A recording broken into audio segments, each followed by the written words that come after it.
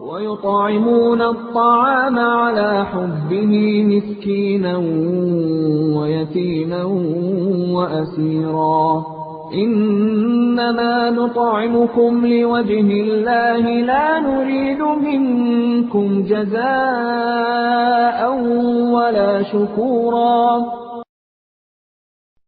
سوف نبقى هنا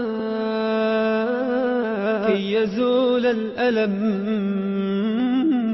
سوف نحيا. بسم الله الرحمن الرحيم. الحمد لله والصلاة والسلام على رسول الله.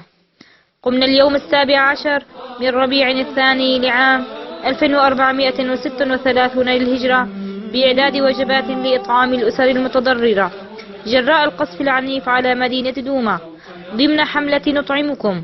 فجزى الله أخانا أبو حمود من الروضة خير الجزاء، كما نشكر شيخنا وليد حاتم على عطائه، بارك الله له في أهله وماله وأمد في عمره وجعل هذا العمل في ميزان حسناته. الله يجزيكم الخير يا رب. إياكم يا رب. رغم كيد العدا، رغم كل النقم، سوف نسعى إلى أن تعم النعم، سوف نرنو إلى رفع كل الهمم، للمسير للعلا ومناجاة القمم.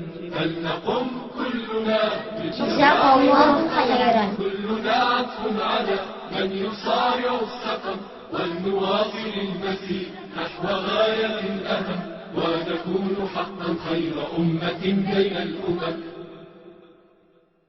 سوف نبقى هنا